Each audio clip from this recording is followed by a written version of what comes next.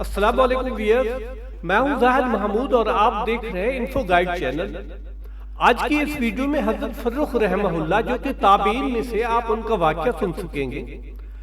حضرت فرخ رحمہ اللہ مسجد میں نماز ادا کرنے کے لیے آئے تو سنا خطیب مسجد اللہ کے راستے میں نکلنے کے لیے لوگوں کو شوق دلا رہے ہیں۔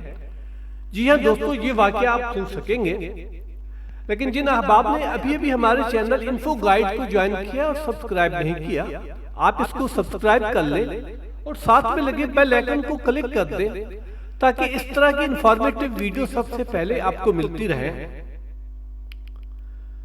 تو انہوں نے سنا کہ خطیب مسجد لوگوں کو اللہ کے راستے میں نکلنے کے لیے شوق دلا رہے ہیں، تو آپ بھی اٹھے اور اپنے آپ کو پیش کر دیا۔ تیاری کے لیے گھر آئے، بیوی امید سے تھی، کہنے لگی میں اس حال میں ہوں، آپ جا رہے ہیں، میں اکیلی ہوں، میرا کیا بنے گا؟ فرخ رحمہ اللہ کہنے لگے تو اور جو کچھ تیرے شکم میں اللہ کے سپرد کرتا ہوں۔ بیوی نے خوشی خوشی اللہ کی راہ میں نکلنے کے لیے مسافر کو تیار کیا، گھوڑے پر زین رکھی اور پھر انہیں محبت بھرے لہجے میں الوداع کہا۔ فرخ رحمہ اللہ چلے گیا اور پھر ان کا انتظار ہونے لگا۔ اس زمانے میں اسلامی فتوحات کا سلسلہ مسلسل جاری تھا۔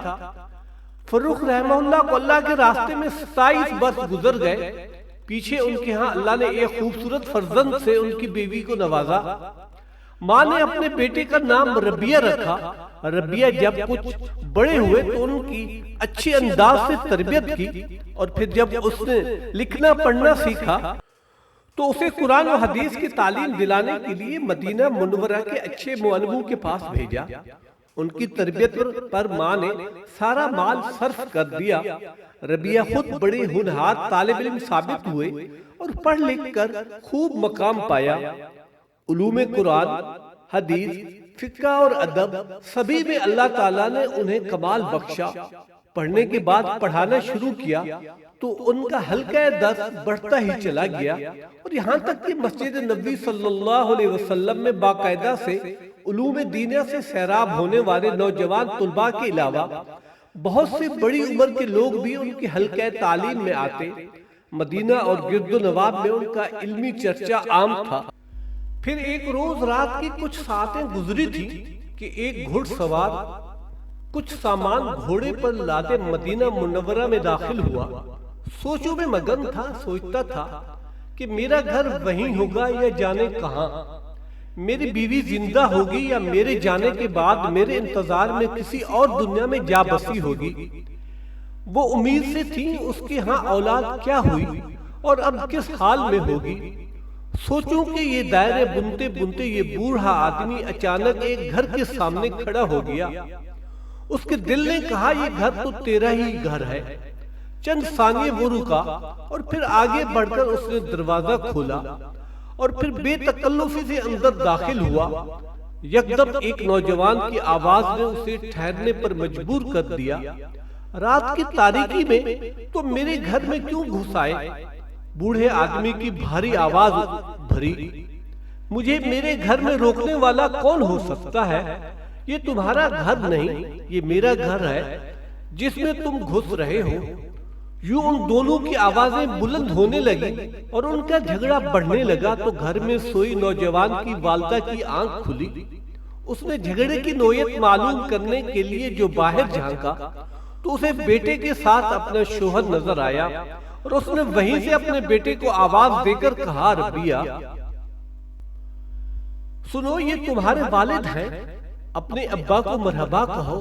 اور پھر آگے بڑھی اور اپنے شوہر فرخ کو مرحبا کہا، اور پھر انہیں بتایا کہ ربیہ ہے تمہارا اپنا بیٹا جو تمہارے بعد پیدا ہوا تھا۔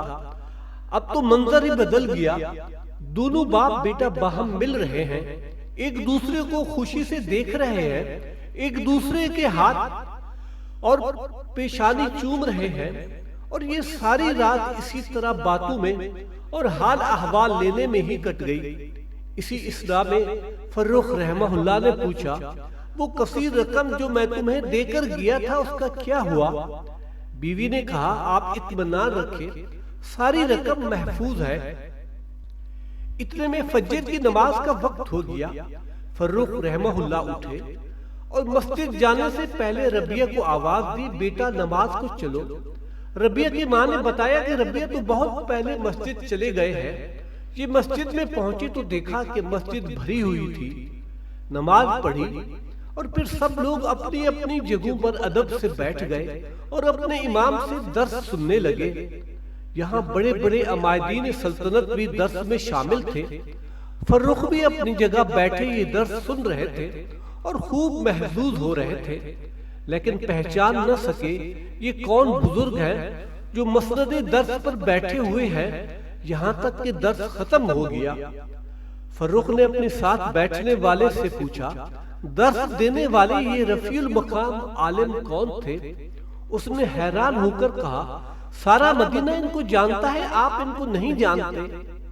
یہ ہمارے امام ربیعۃ الرائے ہیں۔ ان کا اصل نام تو ربیہ ہے، لیکن دین کی فقاہت میں اللہ نے ان کو وہ مقام دیا ہے کہ جہاں کسی کو کوئی علمی مشکل پیش آئے وہ ان سے پوچھتے ہیں، انہی کی رائے کو اہمیت دی جاتی ہے۔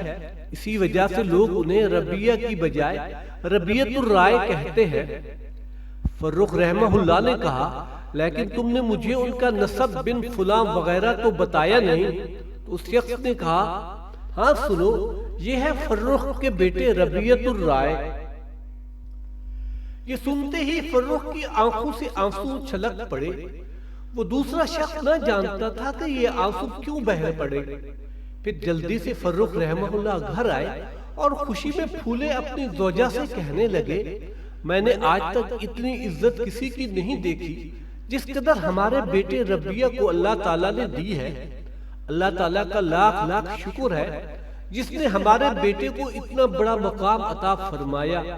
اور پھر اپنی زوجہ کا شکریہ ادا کرنا فرخ رحمہ اللہ نے ضروری جانا کہ تمہاری اچھی تربیت نے آج مجھے خوشی کا یہ دن دکھایا۔ تو بیوی نے کہا، آپ کو بیٹے کی یہ عظمت و شان پسند ہے یا وہ 30,000 اشرفیاں جو آپ جاتے ہوئے چھوڑ گئے تھے؟ فرخ رحمہ اللہ نے جواب دیا، بخدا 30,000 اشرفیاں اس مرتبے اور شان کے سامنے کچھ حیثیت نہیں رکھتی۔ بیوی نے کہا، تو سن لیجئے، وہ ساری رقم میں نے اپنے بیٹے کی تعلیم و تربیت پر خرچ کر ڈالی۔ فرخ رحمہ اللہ مسکرائے اور کہا، اللہ تعالیٰ کی قسم، ان سونے کی اشرفوں کا اس سے بہتر استعمال اور کیا ہو سکتا ہے۔ تو دوستو، آج کی یہ ویڈیو کس طرح لگی؟ ہماری ویڈیوز کو لائک اور شیئر کیجئے۔ شکریہ والسلام۔